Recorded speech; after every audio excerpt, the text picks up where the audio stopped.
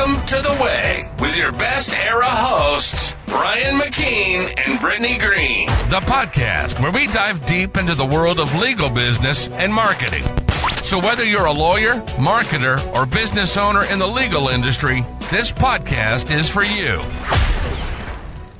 Hey, Ryan. Hey, Brittany, how are you? I'm doing good. How's your summer been? I think we've hit pause for a while there. I can't remember the last time we did this. Can't remember either. This summer has been awesome. I am very sad in Noah Khan's words that it is the end of August. I typically love winter a little more, but I have loved every second of the summer. And I also love fall, but I am not ready to give up on summer right now. I agree. I keep thinking, in years past, I've been one of those people where I'm sort of like, Labor Day weekend is the unofficial, start of fall, and I'm all ready to jump into it. And even though I've had like a jam-packed summer, I think because it's like been so awesome, I'm not ready for it to end. So I think I'm going to be firmly in the camp of soaking every last minute up until the true end of summer.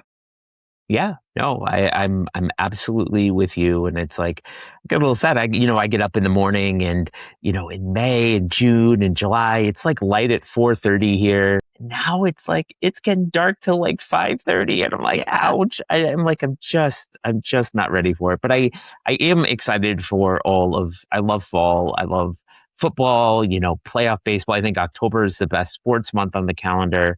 I'm so looking forward to what we got going on this fall with, we're going to be down at K-Status CX Summit, sponsoring a great dinner at High Cotton down there. We're going to be, my UConn Law class starts. We've got our AI era 2.0 event, which is going to be awesome down in Charleston. So I guess we're going to Charleston like twice in 3 months. Yeah. So how can we really complain about that? But, I'm feeling every bit of Noah Khan's song End of August right now. And to the point, it like kind of pains me to listen to it. So, it's been a great summer. So let's like recap. I do not think off of the neurons in my head that we have done an episode since before we went to Italy. I think that's where we left our audience. I agree. I know. I think so too. Cause we didn't have a like day available to us to film between then and now. So Italy. How the heck did that happen? I mean, that felt like a fever dream. It really was a fever dream, and it was out of left field. I think I got a text from Marco Brown in May, like mid-May, like, hey, do you want to use my villa in July? And I was like, yes, I will make that happen. Allison and I had only planned on doing a sort of smaller family vacation this summer to Chicago to see Noah Khan, which that ended up happening in a different way. But, and I was like, but when somebody offers you a villa in Italy, like you have to say yes to that. So, we did. And I immediately was like, well, this is like a massive house. And, why not extend the invitation and really the joy to, you and Marissa, so we could all hang out together for a little bit in Bologna, which was fantastic. It was amazing. And I'm very glad I let you and my husband talk me into saying yes, even though my logical brain was telling me, no, you've already budgeted for your vacation this year. And, that's too much to add to it and this and that. But life lesson for sure. The money will always come back to you. Go to Italy. Go to Italy. I have never ever regretted a dollar I have spent on travel. Like I me, like I don't drive a fancy car or things like that. I'm not really a fancy person. I like hats, and I also really enjoy travel. And so every dollar I've spent on travel has been never regretted. And Italy, I think, maybe the most fantastic country on the planet to visit in all of its natural beauty, the art, the architecture, the food, the people. I think it is fantastic. There are many, many fantastic places in the world. I have never not enjoyed a trip, but I think I really especially enjoyed this Italian trip.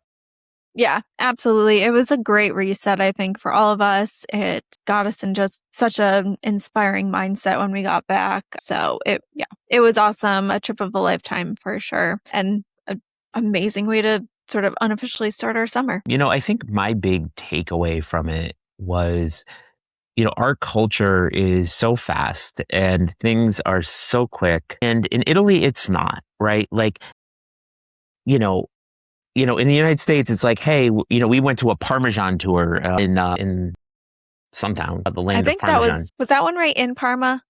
No, we didn't make it to No. Parma. We were in like Medina, That's what it was. Yeah. where they make all the vinegar, right? Yes. And in the United States, it would be like, hey, we've got to make Parmesan and it's got to cure and be done in like 2 weeks, right? And the Italians are like, hey, you know what? We're going to soak it for 22 days. Then we're going to let it cure out here. And then it's going to sit for a year. Then we're going to test it. And, that kind of patience, that kind of slowness that really results in richness and beauty.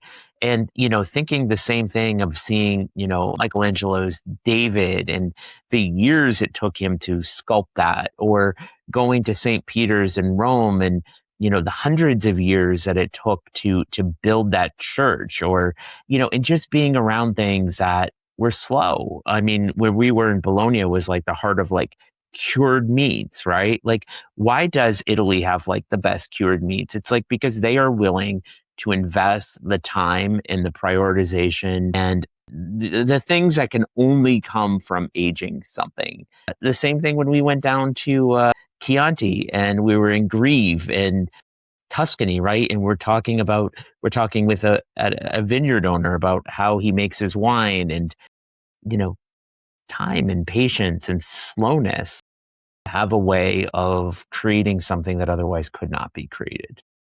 Yeah, and I mean it's so lasting. Like right, everywhere we went, there's just so much, like you said, amazing art and architecture that has withstood the test of time. And yeah, you think about how long, a lot of these Duomos and things took to build, even hundreds of years, most of these things took to build, and they were willing to put in that time to, make these structures the way they were. And thank God, because it's amazing the way they still look today. And yeah, I mean, I think of, the craftsmanship of today. We slap up houses so fast and buildings and it's just, for the purpose of getting more money faster instead of building things that last. And yeah, I love that Italy still appreciates that so much, because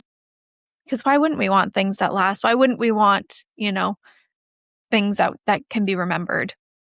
Right. I mean, you weren't with us, but we were in the forum and we were drinking from fountains that were there, with the ancient Romans, right? From aqueducts that they made, from pipes that they laid, from springs that they tapped. And you could drink fresh water right out of these fountains. And, how many things in the United States will sustain that way? How many buildings that go up this year will sustain? And for law firms, to bring it back, we are not an Italian, philosophical or tourist podcast.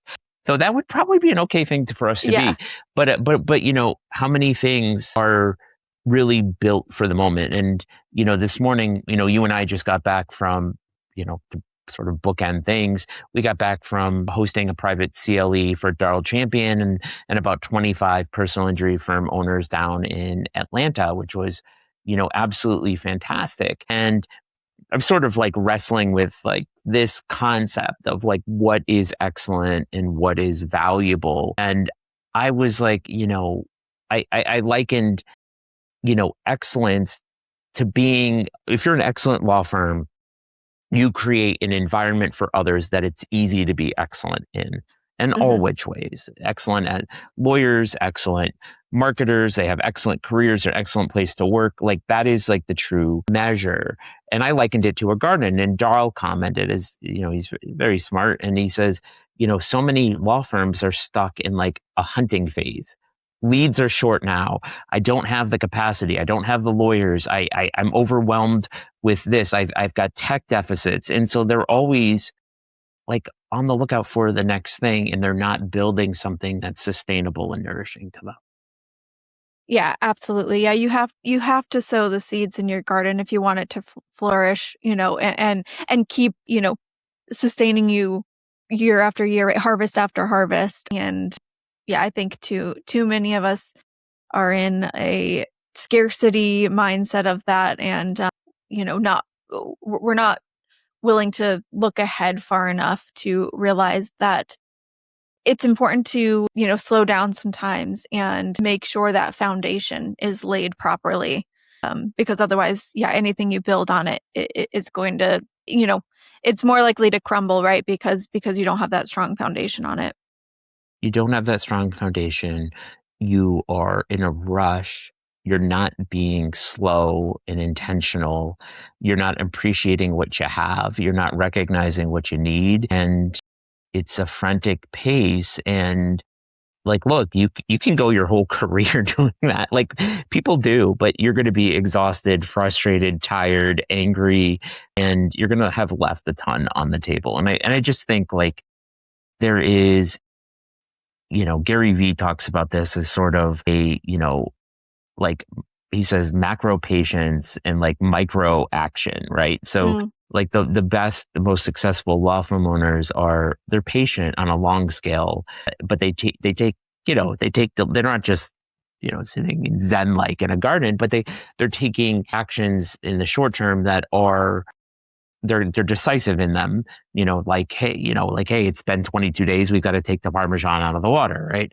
By the way, all Parmesan is, which I had no idea, which was like, salt, water, and milk. I mean, like, and it's fantastic, like the richness and the taste, right? And things have to sit and they have to develop.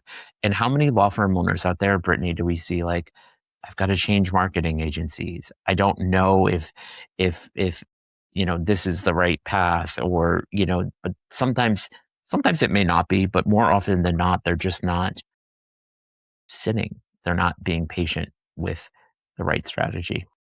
Right, exactly. And yeah, to liken that analogy, like the strategy does not have to be complicated, right? The pieces of what you need for a successful law firm are not complicated. So like marketing, right? The secret of marketing is not complicated. The core of it is just get people to know, like, and trust you. But we think that there's some secret formula that the other people have figured out that you just haven't cracked the code yet. And that, yeah, if you just switch to this vendor, if you just do this campaign, then maybe it'll all, start clicking for you.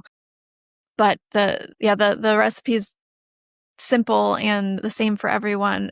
It's just, being patient and giving it the time to develop into something good.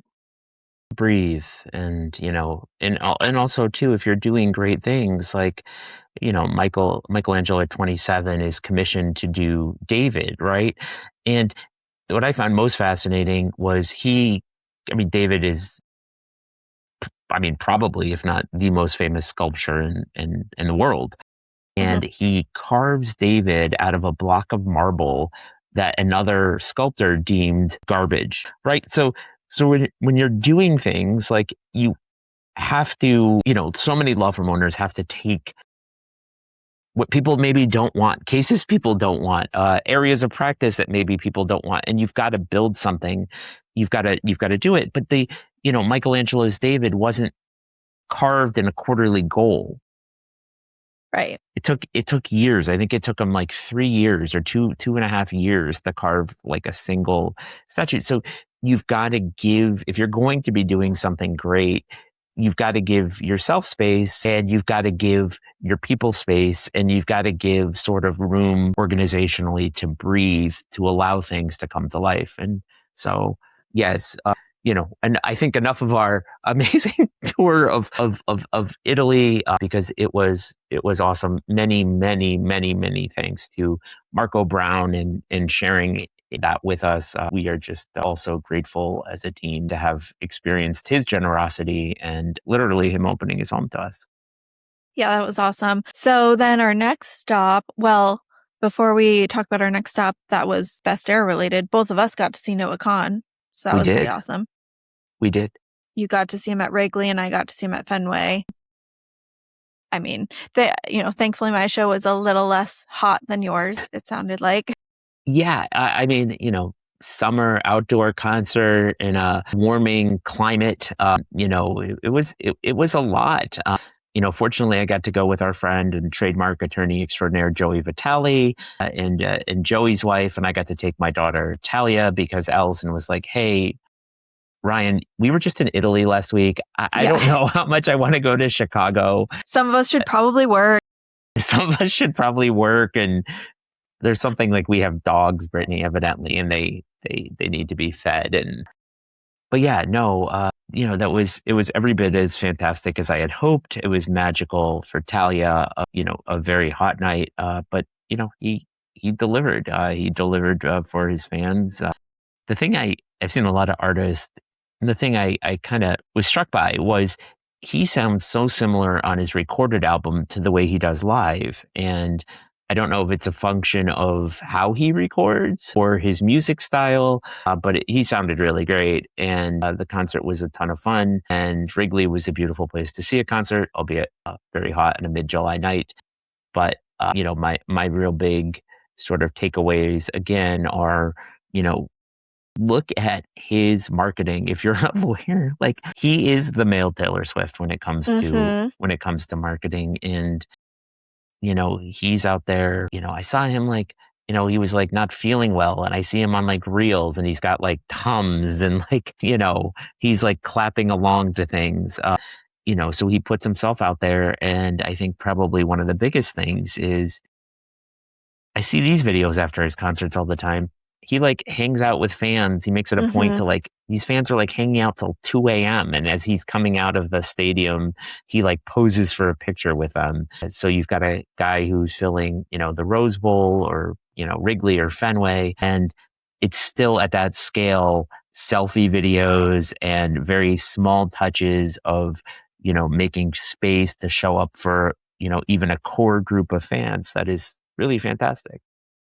Yeah, he's awesome. I agree. He sounded amazing live. Yeah, the same as if, it was coming from record. So yeah, obviously he's not over here fine tuning his voice and editing and things like that before he puts out records, which I appreciate. You want someone who's authentic, sounding everywhere you see him. And yeah, it was something else for sure seeing him at Fenway, his, sort of his home court, as you will.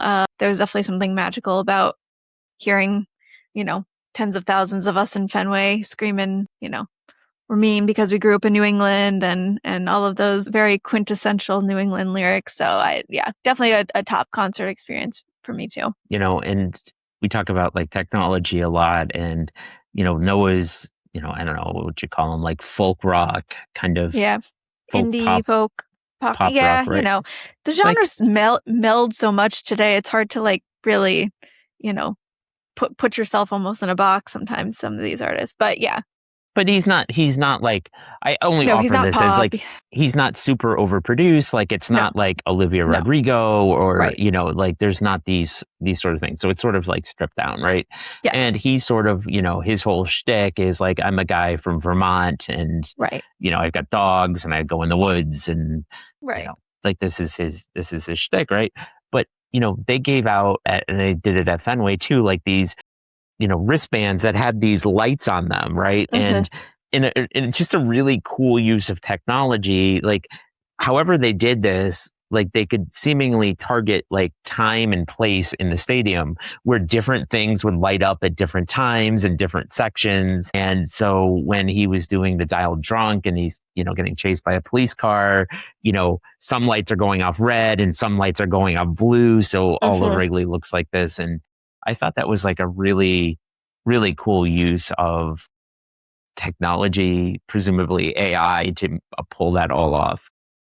Yeah, it's awesome. Another move stolen by Taylor, I will point out. She's used those for a couple of her like tours. Not just, I think it definitely happened on the Reputation tour too. I wasn't lucky enough to go, but my friend who got to go did bring me back their wristband, and I know it was same look to it, so they must have still had that technology then too. But the Eras tour, she definitely did it, and during the Reputation set, again, I don't know how that technology is used, but she literally had it so that people's wristbands, the audience made it look like there was a snake like winding through the stadium. It's so cool. Yeah. So yeah, super, super cool way to integrate technology into the shows and just make it like such a all encompassing experience, right? And just like brings the music to life even more. It's so cool.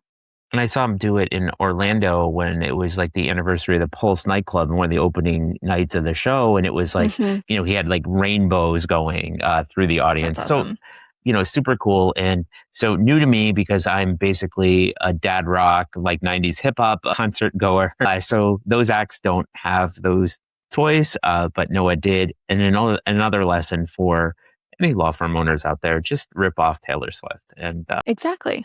You'll do more than fine. You know, when your marketing is out there, like what would Taylor do? Just do that. Figure out a way to adopt Taylor Swift to your law firm, and you don't need Best Era. You don't need anybody else. Just keep asking yourself that question and executing that. Exactly. So then let's see, after we got to see Noah, what did we do next? Well, we did our Revolutionary Era in Boston event, which was a great success and a whole lot of fun. Boston, you know, great city. We were at Suffolk University. It felt great to be in a classroom. I think that was a good setting for this event. We had about 70 people, probably like 30 in person and then 40-ish online. You know, a full day, like jam-packed with a bunch of me talking at people.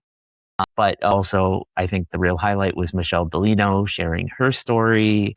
Now she's built an amazing firm and where she started, which I found incredibly inspiring. I'm not going to tell her story in our podcast. Go see Michelle speak where you can, like at AI Era 2.0. And I think that was like a real fun day. Yeah, it was awesome. I loved, you know, we talked about it at the event as well. You know, our vision behind that event was very intentional, which was, you know, how can we add value and reach, you know, newer firms, smaller firms, solos, people that might even just be thinking about, you know, going out on their own and opening their own place. So, you know, we really did a lot of visioning with who our ideal client was for that event specifically, more so even than, you know, other events we've done. So everything from like the location and the price and, you know, the sort of extra fun stuff we included around it was all very, you know, thought out of, you know, one lawyer we know it specifically, of course, but we knew that person, you know, was going to encompass a lot of other people who were going to be similar to them and their journey. So, you know, again, when you're thinking, you know, bringing it back to other marketing and stuff, really, it is always most useful to picture that ideal client. And it really can just be like who your one favorite client was to work with or a model client that you want to, you know, work with more and frame everything around that person and think about, you know, what would that person like to hear? You know, what would that person like to do? What would that person like to learn? And that's what we did. And I think it, you know, helped make the event super successful for us, even more so. Yeah, I agree. And it was really planning around it. And, you know, it was sort of, you know, low key, but that made it really cost effective. I mean, but there was nothing, I think, lacking. Like we had a great night out in the North End the night before, enjoying, you know, Aperol spritzes and pizzas and charcuterie and, you know, Cannolis. Mike's pastries. You know, we had a good night in that way, but it wasn't, you know, a fancy sit down dinner where, you know, the bill's going to come to $20,000. We then we catered lunch, which were some great, you know, I thought the sandwiches were fantastic. They were so good. So we brought that in, and then we got, you know, grandstand tickets to a Red Sox game, which unfortunately got rained out that night, but some of us ended up going the next day. And again, we didn't have a luxury suite, but we didn't need it, right? Like we were there to have a good time and keep it accessible. As much fun as it is to have a luxury suite and a fancy dinner and a fancy hotel, those things all come with a trade-off, which is cost. And for this event, you know, we did accessible, and yeah, I'm happy with it, and we recorded it. And I think if you missed it, we're going to be offering some replays of it as we sort of get our feet underneath us. And in fact, yesterday I was just cleaning up my to-do list and, use my Plod notes to create Claude skills for people who went so they could implement some of the things we talked about with marketing, vision, values, finance into usable skills for their Claude and hopefully help them along in their journey. So all that, and it was $297, and we gave scholarships to anybody who asked, which I think was a good thing to do. Yeah, I think it's really important for people to realize, the legal industry, we've gotten so used to these really big, flashy, huge conferences and that style of events that we've sort of forgotten the usefulness of, stripped down events. And, it's a little bit of the Instagram versus reality effect, I think, sometimes that, keeps companies, law firms just on a smaller scale thinking that they can do things like this and put on their own events and whatnot, because we see the big flashy, the Lex Summits and CleoCon and the money that they obviously pour into these things and all the National trial lawyers, right? Mardi Gras. Like, amazing, so cool and everything that the artists are able to bring in for entertainment and the, some of the high profile speakers, really cool, not knocking it. I mean, and they're cool events and, they're great to go to and, meet people there, but that doesn't have to be you, and that doesn't mean that it's inherently more valuable than what other people can bring to an event. So I agree that, doing it at the law school too was, I think, put us all in a really useful mindset for the day as well. Like it felt very intentional that, yes, the purpose of today is to learn. So, I think don't feel like you have to, rent out the fancy hotel ballroom for an event to make it something people want to come to. There are other ways to do things. There are ways to be creative and to pack in value in other places within an event that is way more useful than, getting some random artist to come to the welcome party, for you. And also smaller is better. And I mean, this sort of leads into, like you said, our bookend event that we just came back from, but getting into smaller rooms and finding ways to create events with smaller audiences can be so valuable. And I argue oftentimes more valuable for most people out there for their marketing. So don't feel like you have to pack a room of 1,000 people, to make something worth it. I tell law firm owners this all the time when they talk about, LinkedIn followers or referral sources. I'm like, look, there are great firms that are built on 2 or 3 really good referral sources. And if I could get you 10 really good referral sources, you're going to have so much more work than you can count on. So don't feel like you need 1,000 people referring you cases, right? You're better off having one person refer you 1,000 cases than 1,000 people refer you one. I mean, look, there are trade-offs to be too dependent on one person, and look, those numbers aren't going to happen. But really and truly, it is the alignment, I think, with the audience that matters more. And look, we at Best Era have done high-end events. We will do high-end events again, but we will be very intentional about those things and about the cost and about who we're inviting and about what we're adding to those things. But yeah, so both as a conference goer and a host, if you're out there, really think about those things and think that there is a cost to everything. And ultimately, if you are the audience, in a lot of ways, you are paying freight. So if Snoop Dogg is there, you are somehow paying for Snoop Dogg. Whether it's the price of your ticket or the number of vendors who are there soliciting you, or maybe even the price of your software that they are selling to you, or the price of your SEO or whatever the thing is, somehow somebody is paying, and people are doing these things to lose money. Yeah. So let's see. So outside of our bigger events, we had a couple firm specific travel, right? This summer too. You went to.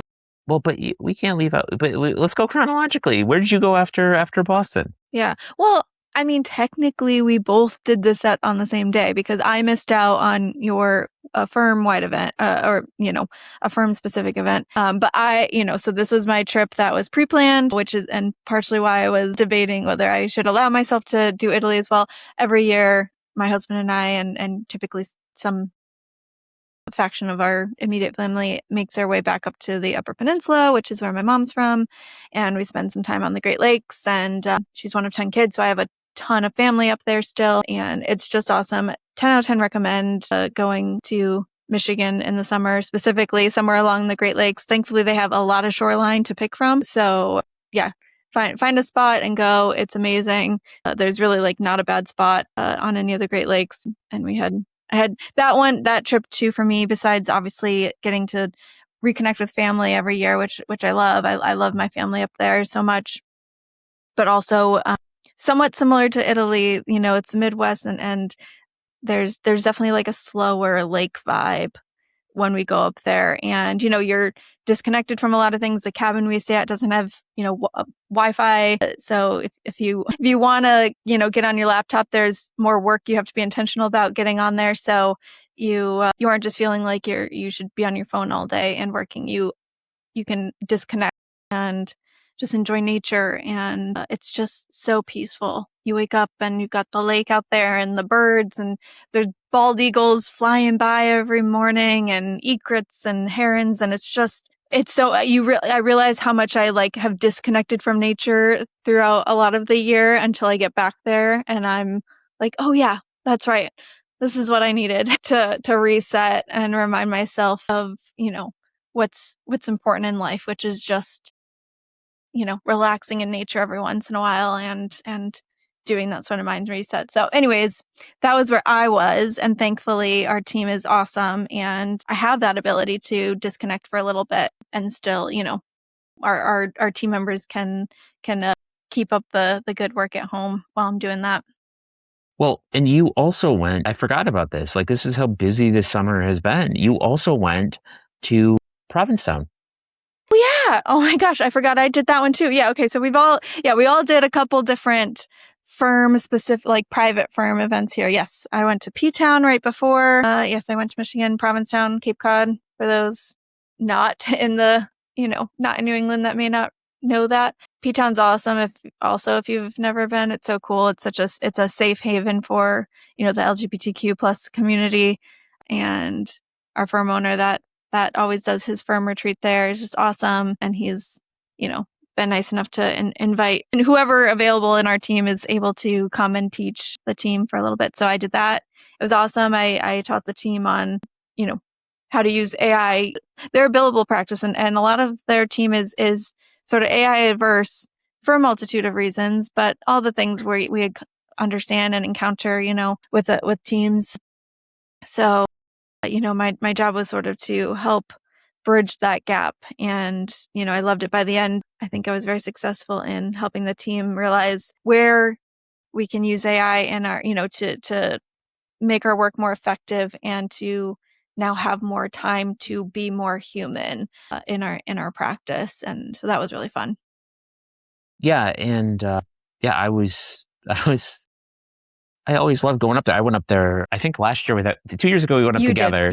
Yeah. And then last year it was just you. Me, but I was like, Rich, why did you reschedule this? I was like, I'm in Chicago this week. And he's like, because it's Bear Week. I wanted to have it, Bear Week, but Provincetown, a ton of fun. To be clear, for those that aren't, we're not talking about like animal bears. We're talking about, bears. You can Google this. I read a great article in the New York Times how Ozempic is ruining Bear Week. Yes. And it's causing the bears to go extinct.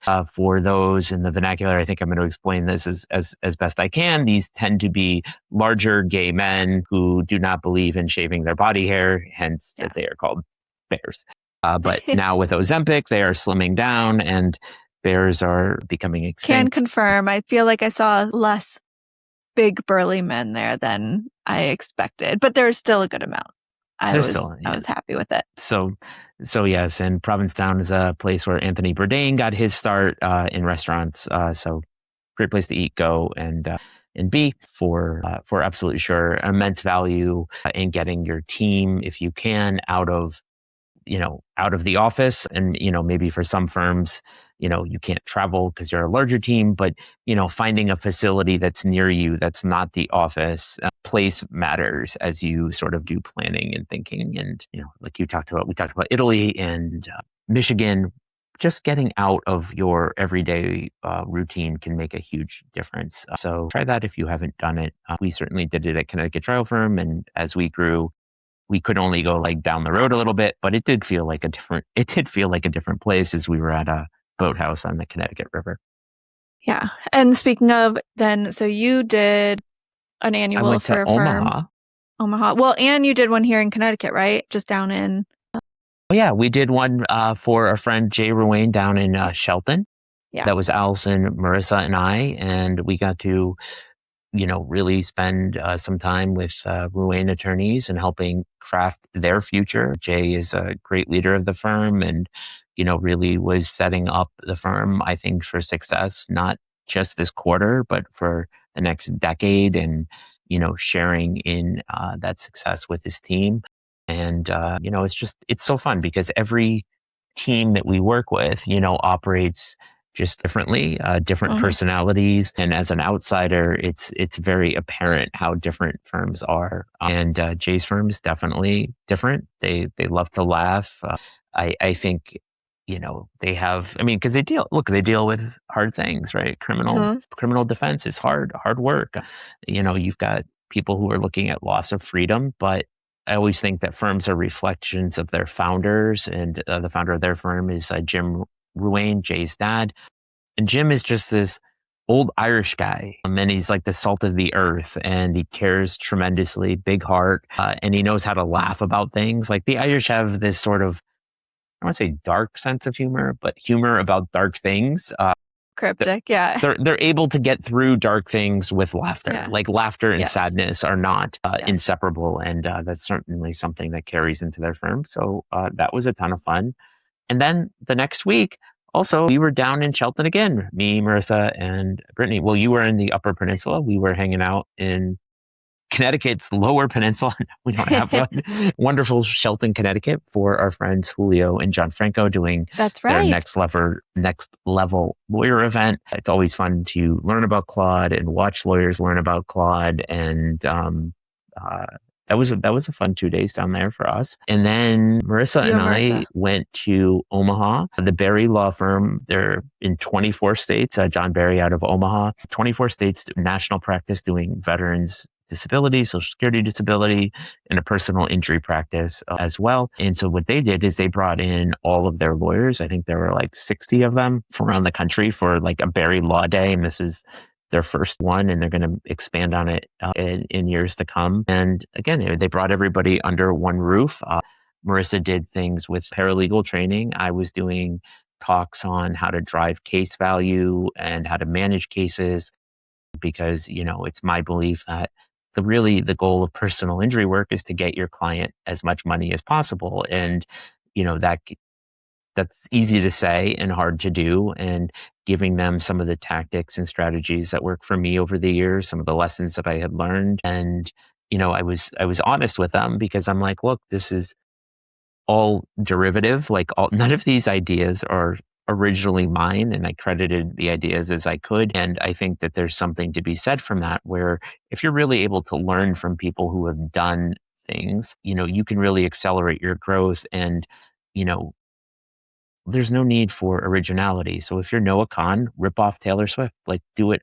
Be Noah Kahn, but take her tactics, because they work.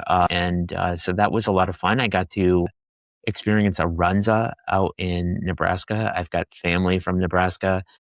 Runzas are like these stuffed sandwiches, pierogi kind of things, stuffed bread, and it has like beef and onions and seasoning. And so both Marissa and I rated it a 10 out of on a sandwich. It was fantastic. I had not had a runza since I was 5 years old. I've got family who's from the Lincoln area. Omaha was beautiful. We got to do Topgolf, got to hang out with John, who's, really one of the best law firm owners in the country, and a true visionary, and somebody who we often reference in our lessons in marketing because he's branded it so well. He's a veteran. He's a veteran-led firm. He serves veterans, and everything really reinforces itself. And that's why he's a firm of 300 people because he's excellent, but it's really the vision and the values and the alignment of the marketing and people with those vision and values, I think, that allows him to grow. So great to be around, fantastic law firm owners in a fun city doing top golf. And Marissa and I had a lot of fun in Omaha.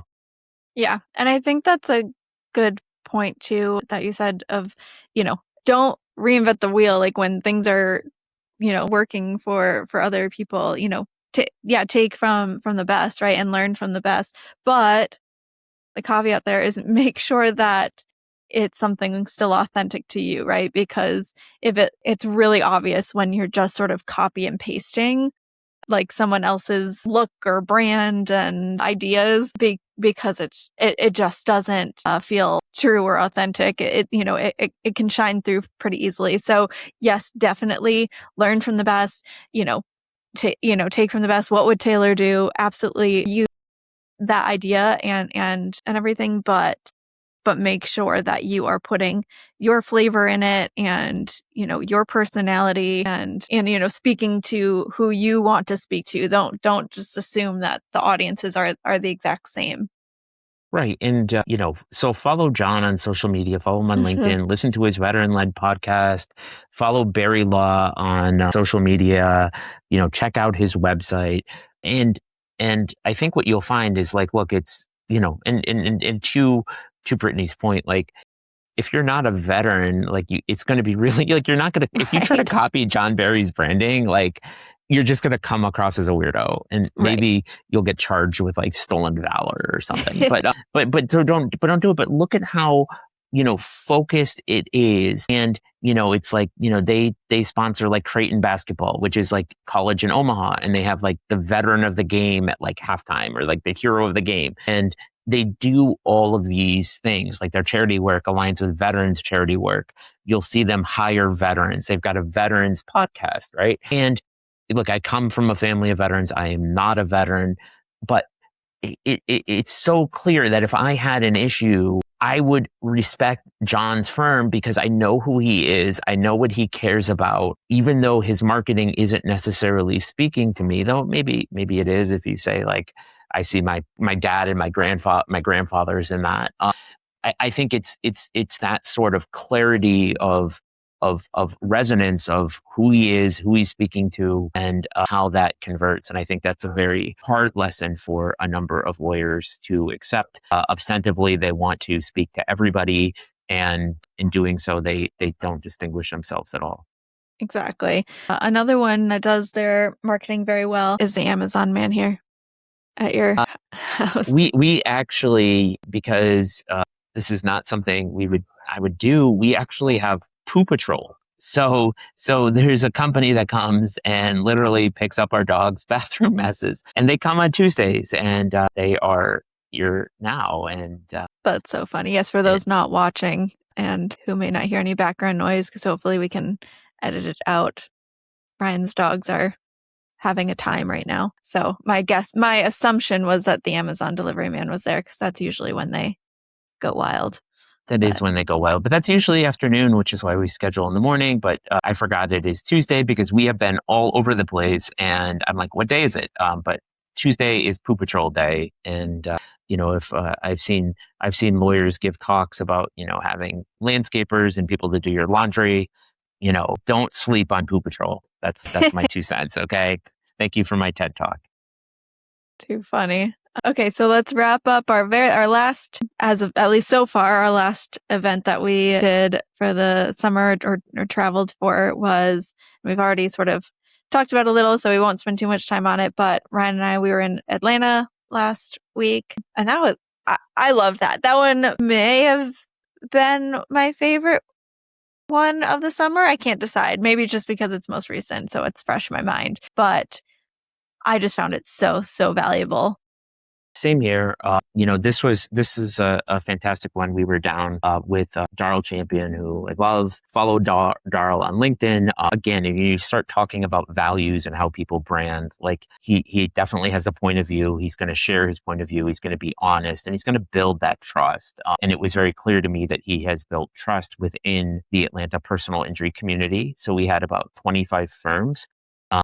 Some people may say like, oh, you can view your, colleagues as competitors. Darrell clearly does not. And they clearly don't view each other as competitors. And so he brought together 25 people. And, look, we work with all sorts of firms. I mean, we work like in part because the things that we work on will work, it could work for a poo patrol company, essentially. But personal injury is obviously where we cut our teeth and where we learned a lot. So getting to work with personal injury lawyers was fantastic. And that sort of allows at least me to do some different things, which are really talk about things like driving case value, focus groups, case management, trial, those kinds of things where, when I'm speaking to a more general audience, I don't get to talk about as much. And, he had a great room of people. It was at, and it also, I mean, it like touches upon my favorite things where it's like baseball. We're at like the Brave Stadium. We're at Truist Park. We're staying at Truist Park. Like you can open up our hotel windows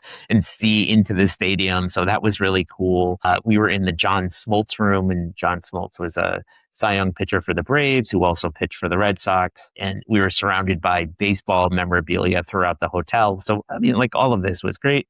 We had a suite after the game in Truist Park. And so we were hanging out with the same people who we just did a thing with. So all of that event was, a great success. It was a great success for Darrell, who, received a number of compliments, and he was so generous and shared those with us.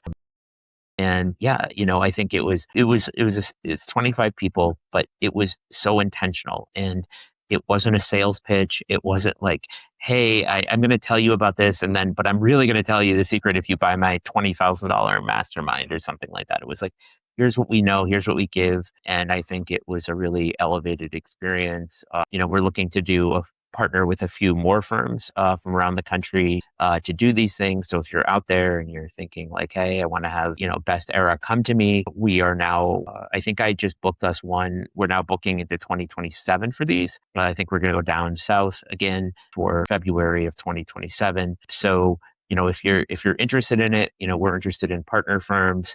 It doesn't have to be personal injury where we co-sponsor an event. We come in, we teach, we can add our network to your network to our network, and have a really good time. But I will say, Darrell set the bar pretty high. He did. He definitely did. Yeah, he delivered. He really understood the vision for this sort of event. So, and props, I gotta do my shout out to his marketing manager, Leticia. She just killed it with, obviously she, the sort of practical, brains behind it, of course. Darrell is quite the visionary for sure, and he's a moving target. So, and I certainly understand what it's like to be the marketing person behind the visionary who's a moving target and making sure that all the details come to life. So I always got to give, my props to those behind the scenes people that make it all happen. So thank you so much, Leticia, especially because I know you were literally earlier that week in Nashville for Lunch Hour Legal Summit, learning and doing a lot of that detail planning while you were there. So big props to you. Thank you so much. Thank you so much, Leticia. You really made us feel at home. You took good care of us, made our jobs very easy, and you put on a fantastic event. So thank you, Darrell and Leticia. And, to sort of wrap it up, we're home for like 3 weeks, which is nice, which feels nice. I think our next travel is we're going to be going down to Charleston for Case Status CX. We are sponsoring one of the sponsors of their CX Summit. We love our friends at Case Status, Andy and Jay and Charlie and Paul and crew. Charleston, I think, is really one of the best cities in the country. We're staying right in downtown at the Hotel Emmeline, which is beautiful. And we are sponsoring an event, dinner at High Cotton. that Wednesday night. So if you want to join us at High Cotton and you're in K-Status CX world, reach out to us or Jay or whoever. I don't actually know how it's going to work, but Yeah. they said something about like we get to invite people. So come have a fantastic dinner. One of our clients had a 20th anniversary dinner at High Cotton, and they said it was amazing. So not a place I've been, but very much looking forward to that. What have you been? Well, actually, I know exactly what you've been listening to. Tell me what you've been listening to lately. So yeah, because I was late to start this podcast because I was reading the lyrics and I'm reading about Aaron Dessner and I've got my incense going and I'm just like the incense and the humidity really help. Like it lingers Ryan's a little been in his Zen era, in case anyone can't tell. It's my Abbott era, like Abbott, like RZA. Look it up, a monk. But I'm just enjoying all this, right? I'm enjoying the smells, the humidity, the music, just chilling. So a band that, I didn't get into because I didn't like the initial song that they hit with, Mumford and Sons. I didn't like the Hey Little Lion Man thing. I just like nails on a chalkboard type song, right? And I was like, I don't want to learn more about this band, right? And so I just blocked them out for like 15 years. I know they've been around for a long time. I know. Yeah. Better late than never. You're sleeping on them. It's okay.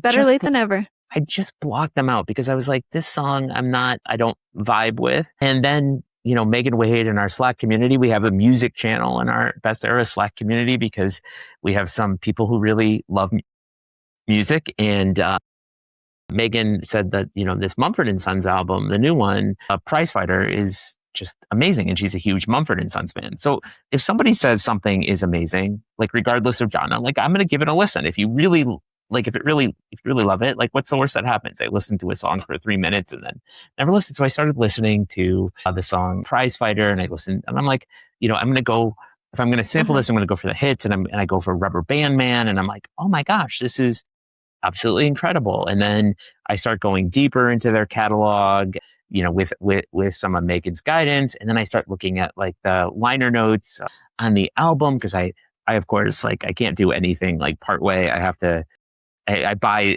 the record in addition to listening to it on Apple Music. I was like, oh my gosh, Brandi Carlile wrote this song. The lyrics are inspired the lyrics. She's got writing credits. And I'm like, Aaron Dessner's on this. Aaron Dessner produces Noah Kahan. I was like, this is amazing. So I am really into Mumford and Sons Prizefighter album. I think it is fantastic. I think it gives the Great Divide. In terms of like rock album of the year, I think it's like 1 and 1A, and I'm not sure which one is one, but I love them. Yeah, I agree. I know both came out this year, very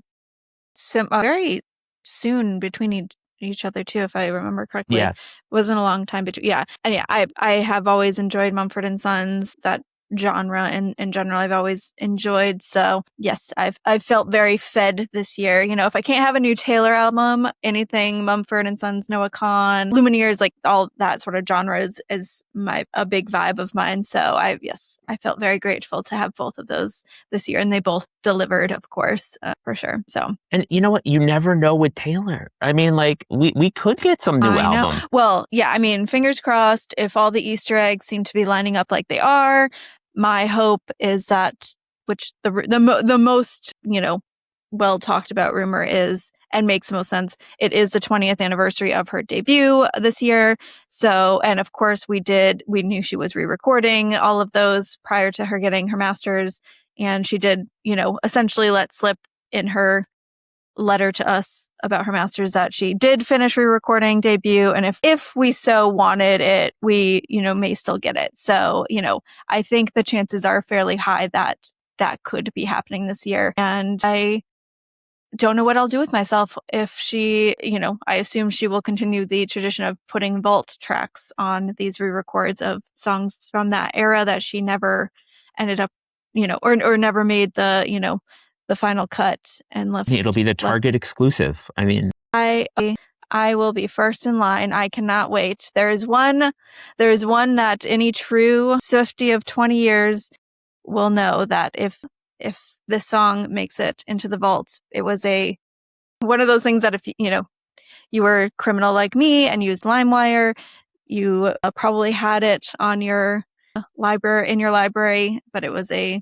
totally like not supposed to be legit track. Somewhere, some way she had sang this song that was never released, and I will die if it is a vault track on the re-record. So that is what I am hoping for. That'll be my Christmas wish, because her other assumption is she will release it for her birthday in December for all of us.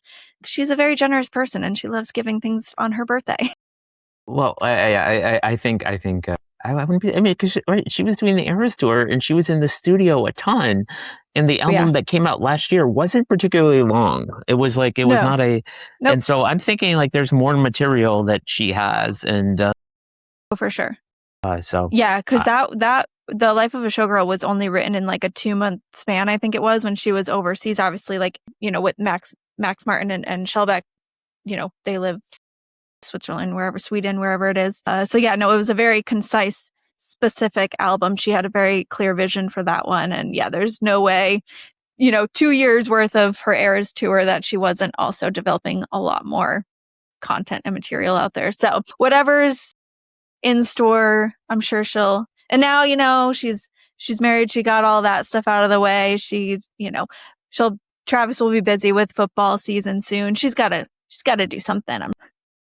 For sure. Well, it's been a long episode, but a worthy one, catching you all up on our best era adventures. We hope to see you somewhere on our journey. If you are looking to have us come to you and you're looking to do annual planning, which is coming up, I was going to think we should probably put out a message about this. Like, yes, we are booking up. So don't wait if you're exploring, trying to engage us in some which way, as there's only so few of us and so many of you. And yeah, we also like to be home. My dogs do miss me. I believe. I tell myself that story. So Zeus definitely misses Brittany. I like to believe that my dogs definitely miss me. But, he always acts out when just the second human has to be home with him and not me. So yeah. Understandable. Yeah. So, well, hope to see you this fall. If you've made it all the way through, thank you. And till next time. Thanks for joining us on this episode of The Way with Best Era. Be sure to visit our website. Don't forget to subscribe to our podcast on your favorite platform.